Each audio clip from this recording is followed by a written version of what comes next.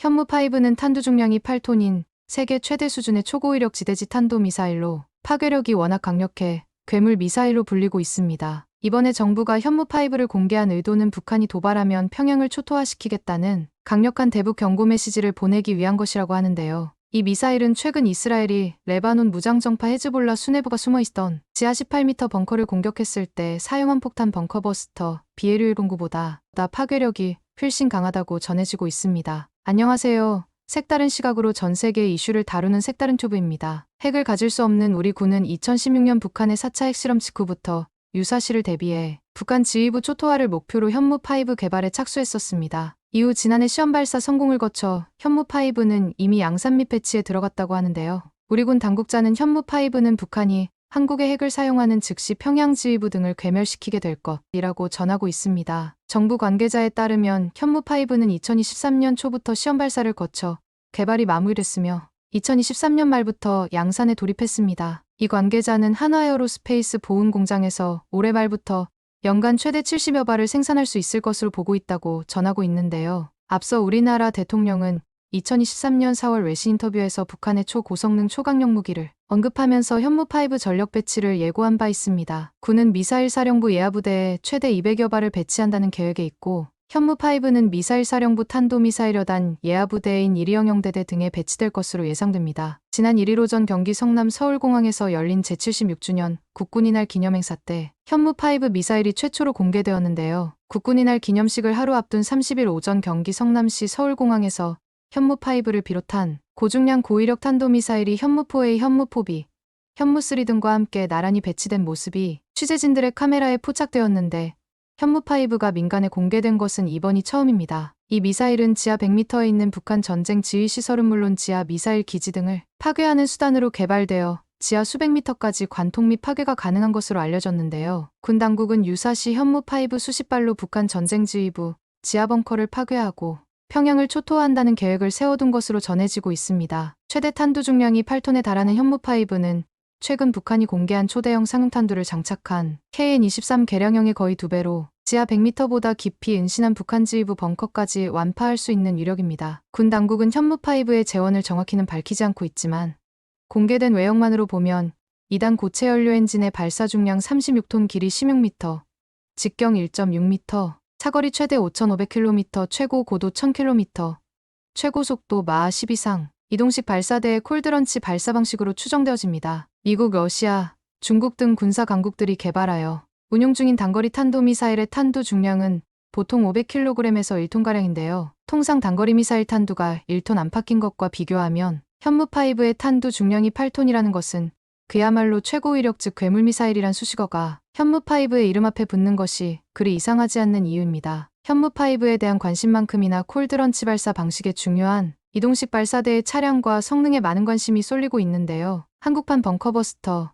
괴물미사일 등으로 불리는 현무5가 공개되면서 이 거대한 미사일을 운반하고 발사하는 이동식 발사 차량도 큰 관심을 끌었습니다. 그동안 일반에 공개된 적이 없는 데다 차량의 형태나 크기는 물론 움직임이 기존의 차량과는 적잖이 달랐기 때문입니다. 이번에 공개된 현무5의 이동식 발사 차량은 지난해 국군의 날 행사에서 공개된 현무2의 탄두 개량형 미사일 발사 차량과 형태적으로는 비슷하지만 캐빈과 전장 바퀴수 등에서 큰 차이를 보이고 있는데요. 언론 등을 통해 알려진 내용을 종합하면 현무5의 이동식 발사 차량은 국방과학연구소와 완성차 업체 기아가 자체적으로 개발 제작한 것으로 알려졌습니다. 기아가 차량을 만들면 현무5 미사일을 생산하는 한화에어로스페이스에 넘겨져 현무미사일 본체와 조립하는 과정을 거쳐서 완성된다는 것인데요. 기아는 국내에서 유일하게 군용 차량 개발 전문연구소와 생산 설비를 갖추고 있습니다. 현재 소형 전술 차량 중형 표준 차량을 비롯해 2.5톤, 5톤, 15톤 등 다양한 군용 차량을 생산 중에 있으며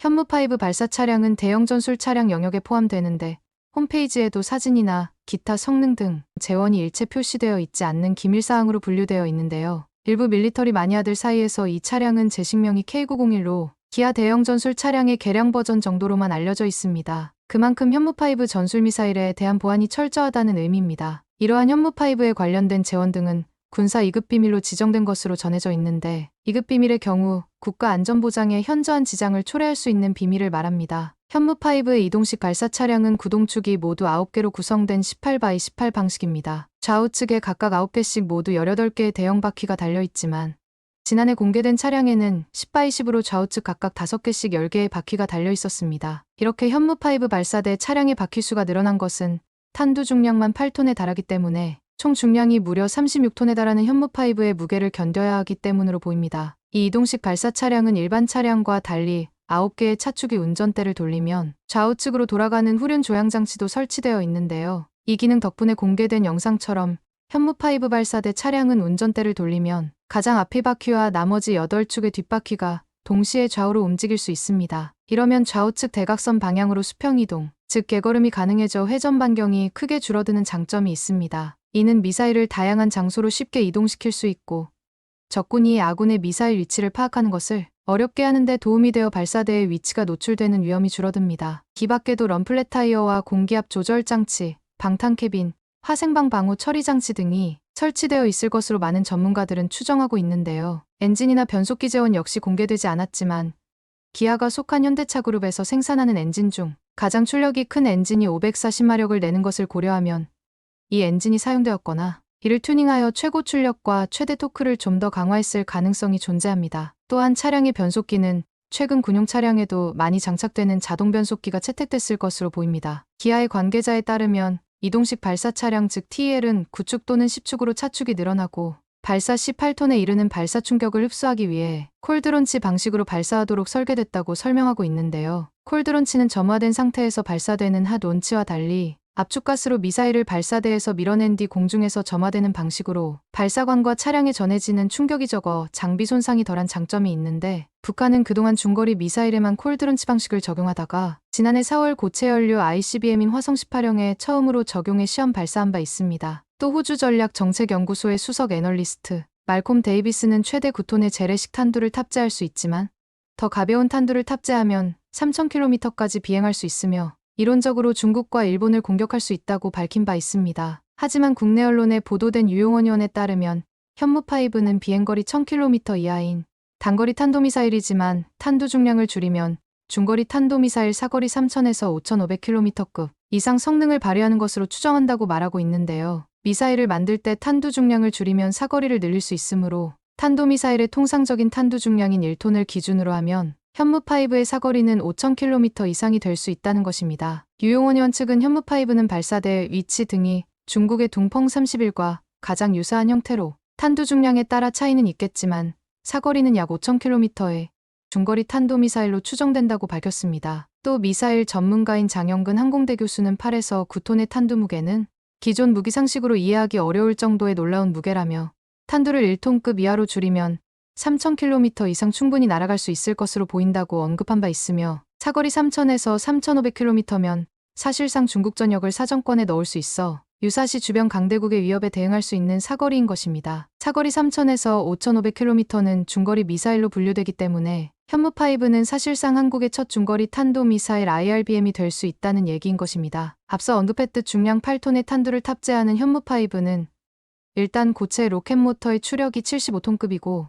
미사일의 총 중량이 36톤에 이릅니다. 기아에서 생산된 TEL을 통한 운용이 기본일 것으로 추측되며 1단을 기준으로 하면 사실상 미국의 ICBM 미니트맨3와 동일한 재원입니다. 다만 총 3단형의 ICBM인 미니트맨3와는 다르게 현무5는 총 2단형일 것으로 추측되며 이를 대한민국이 IRBM으로서 운용한다는 것은 다탄두를 운용할 가능성이 매우 크다고 볼 수 있습니다. 이러한 내용들을 바탕으로 비교해 보자면 현무5와 사실상 동일한 재원을 갖는 과거 소련이 운용하던 총 2단형 고체 연료 기반의 IRBM RSD-10 파이오니어는 총 중량 37톤으로 3발의 핵탄두를 사거리 5500km의 목표에 투사 가능한 사거리를 가진 것으로 알려져 있습니다. 이 미사일 역시 TEL을 기반으로 운용하였으며 발사 방식으로는 콜드런치를 적용하였습니다. RSD-10 파이오니어의 원형은 미국의 미니트맨에 대항하는 총 3단형 고체 연료 기반 ICBM인 RT-11 템프 ES이었는데요. 냉전 당시 서방은 RSD-10 파이오니어의 소형의 단일 탄두를 적용하거나 혹은 1단을 추가하면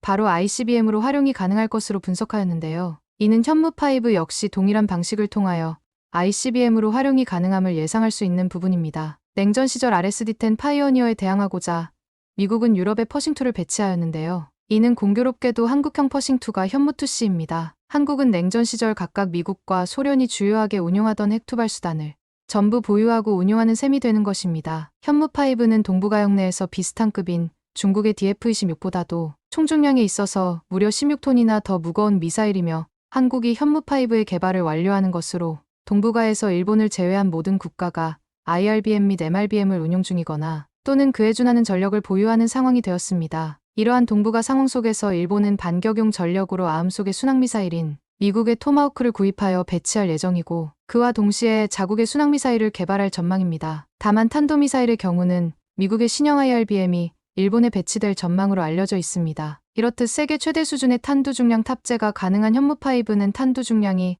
8톤으로 알려져 있는데요. 재래식 미사일이 아닌 핵미사일로는 러시아 RS-28 사르마트가 비슷한 탄두 중량입니다. 2024년 9월 푸틴의 측근인 벼체슬라프 볼로딘 러시아 국가두마의장은 유럽인들은 러시아의 RS-28 사르마트가 프랑스의 스트라스부르에 도달하는데 3분 20초밖에 걸리지 않는다는 점을 명심해야 할 것이다라며 핵무기를 동원한 세계대전 발발 가능성을 경고하기도 했습니다. 사르마트는 서방에서 사탄2라는 별명으로 불리는 괴물 ICBM으로 러시아는 이 미사일 한 발로 프랑스 전체 또는 미국 텍사스주 지역을 초토화할 수 있다고 공공연하게 자랑해왔는데요. 사르마트는 탄두 중량 10톤으로 750킬로톤 수소폭탄 10발이 탑재되어 있는 무시무시한 무기임에 틀림없습니다. 한국이 세계에서 유례가 없는 탄두 중량 8톤짜리 미사일을 개발한 것의 배경에는 핵무기를 만들 수 없기 때문인데요. 북한은 이미 6차례 핵실험을 하고 핵 능력을 높이고 있는데 반해 한국은 자체 핵무장 포기를 전제로 한 미국의 확장 억제에 기댈 수밖에 없었습니다. 국내에서 핵에는 핵으로 대응해야 한다며 자체 핵무장 요구가 높아지자 핵무기를 만들 수 없는 현실에서 최대한 핵무기에 버금가는 파괴력을 낼 수 있는 재래식 무기 개발에 나선 것입니다. 지난 정부에서 한국의 미사일 개발을 제약하던 미사일 지침을 폐지함으로 사거리 800km 탄두 중량 2톤의 현무포를 개발하였고 이번 정부에서는 탄두 중량 8톤의 현무5 미사일 개발이 본격화되었던 것입니다. 1979년부터 한국은 미국을 의식해 미사일 사거리와 탄두 중량을 스스로 제한한 일종의 정책 선언인 미사일 지침을 갖고 있었던 것인데요. 2021년 5월 한미 정상회담에서 미사일 지침 종료를 선언해 한국 미사일 개발의 사거리는 물론 탄두 중량 제한이 모두 사라지자 지난해 공개된 현무포와 이번에 공개된 현무5를 시험 발사에 성공하고 개발을 마무리하여 올해 양산 절차에 돌입하고 이후 계획된 일정에 따라 실전 배치될 예정입니다. 그렇다면 현재 상황에서 현무6의 개발은 어떻게 진행되고 있을까 하는 의문이 드는데요. 아직 정확하게 확인된 바가 없는 것이 팩트이고 각종 유튜브에도 매우 짧게 언급만 되는 정도입니다. 현무5를 개량한 버전이고 2단 연료통이 길어졌지만 전체 길이나 외형은 현무5와 동일하며 2단 고체 연료 미사일일 것이라는 정도만 언급되고 있습니다. 다만 현무5가 개발 완료되어 대량 생산을 시작할 정도여서 후속 버전인 현무6의 개발도 상당히 진행 중일 것이라는 추측은 여러 기관을 통해서 나오고 있습니다. 일반적으로 많은 국가들에서 사용하는 탄도미사일의 평균 탄두 무게는 1톤 정도이며 무거우면 2에서 3톤 정도입니다. 탄두 무게가 무거울수록 더 많은 폭탄을 실을 수 있기 때문에 그 위력은 배가 되는 것이죠. 지난 7월 북한이 공개한 화성포 11 다 4.5의 경우 탄두 무게가 4.5톤입니다. 현재 북한이 보유한 최대 탄두 중량 미사일인 것이죠. 그러나 이번에 한국이 공개한 현무5는 북한보다 무려 2배에 가까운 탄두 무게를 갖고 있어 그 위력 또한 배가 될 것으로 예상됩니다. 또한 상황에 따라 탄두 무게를 무려 11톤 가까이 키울 수 있다는 관측도 나오는 만큼 왜 괴물미사일이라는 수식어가 붙는지를 알 수 있는데요. 이 밖에도 현무5 미사일은 다양한 기능을 갖고 있습니다. 일단 벙커버스터 기능인데요. 이 미사일은 발사대에 실려 발사가 되는 순간 고도 1000km까지 올라갔다가 마하 10의 속도로 수직으로 떨어지기 때문에 그 운동 에너지 또한 어마어마하고 여기에 더해 폭장량까지 겹쳐 콘크리트 100m는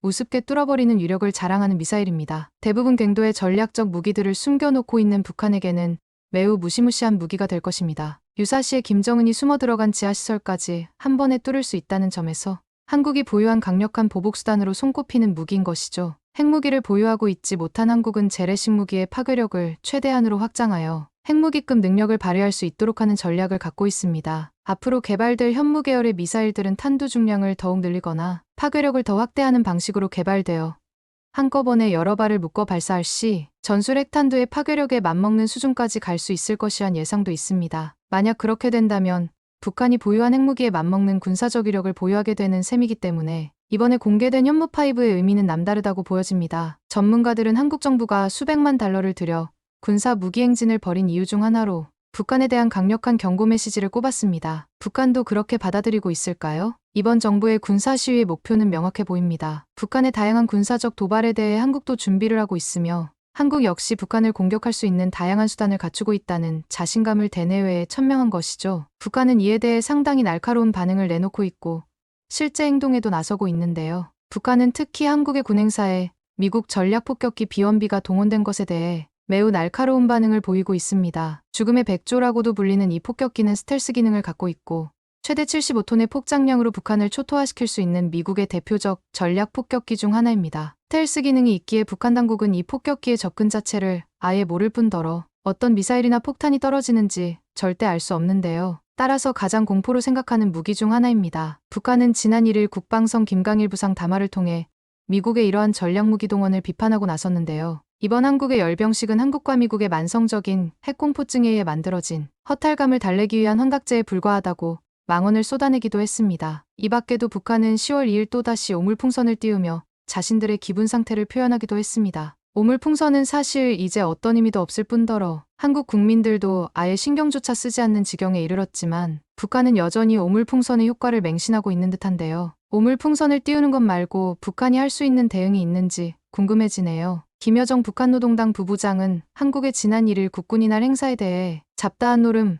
허무한 광대극이라고 원색적으로 비아냥댔습니다. 김정은 국무위원장의 동생인 김여정은 이날 조선중앙통신에 공개한 들깨 무리의 힘자랑인가 식민지고용군의 장래행렬인가라는 제목의 담화에서 대한민국의 국군이날 기념행사를 지켜본 소감이라며 이같이 밝혔습니다. 김여정은 특히 행사에서 첫 공개된 괴물미사일 현무5를 전술핵무기급이나 다름없다는 황당한 궤변으로 분식된 흉물이라며 쓸모없이 몸집만 잔뜩 비대한 무기라고 헐뜯었고 연이어 비핵국가의 숙명적인 힘의 열쇠의 벽을 넘지 못한다는 것을 다시 한번 스스로 증명했다며 핵보유국 앞에서 졸망스러운 처사라고 비꼬았습니다. 또 현무5를 실은 구축 18륜 이동식 발사 차량에 대해서는 기형 달구지라고 조롱했습니다. 그러면서 크기가 현무5 절반에도 못 미치는 우리 방사포 한 대의 투발 능력은 재래식 탄두의 폭약량으로 환산하면 900톤의 폭발력과 맞먹는 것으로 계산된다고 주장했는데요. 한국이 아무리 재래식 탄두의 중량을 키워도 전술핵에 크게 못 미친다는 점을 부각한 것입니다. 김여정은 또 전략무기를 단 하나도 보유하지 못한 한국이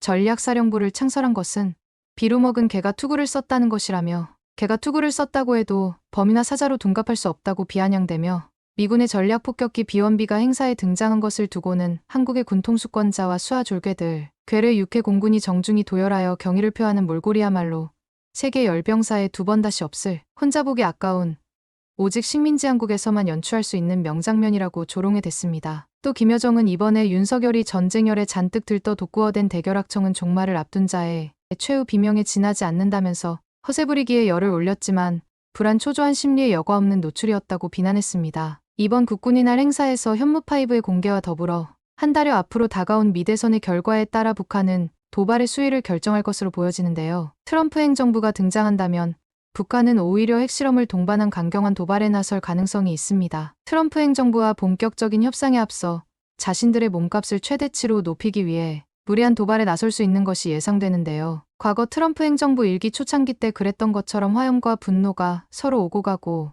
누구의 핵버튼이 더 크냐 작냐로 으르렁대던 시절이 있었죠. 결국 트럼프는 자신이 북미 관계의 종결적 해결사가 되는 것이 목표이기 때문에 북한의 도발에 대해 원칙적으로 강경하게 대응하지 못할 것입니다. 그러나 해리스 정부가 들어선다면 북한은 사실 도발을 할 의미가 없습니다. 왜냐하면 해리스 정부는 바이든 행정부의 또 다른 버전인 셈인데 바이든 정부와 마찬가지로 미국의 민주당은 북한과 어떠한 협상을 할 의욕도 의미도 없다고 느끼는 사람들이 많아 도발을 한다면 오히려 북한을 더욱 강하게 압박할 근거만 될 뿐 북한에는 어떤 도움도 되지 않기 때문인 것이죠. 북한은 벌써부터 밑밥을 던지는 것이라 보여집니다. 누가 미국의 대통령이 되든 자신들의 핵보유국 지위는 변함없고 다시 말해 핵을 포기하는 일은 없을 것이니 그에 맞는 전략을 가져와라라는 요구 사항인 것입니다. 북한은 이번이 자신들이 핵보유국으로 공식적인 인정을 받을 수 있는 마지막 기회라고 생각할 것입니다. 그것만 된다면 북한은 핵보유국의 이점을 갖고 다양한 협상수단을 동시에 확보할 수 있기 때문이죠. 그렇기에 북한은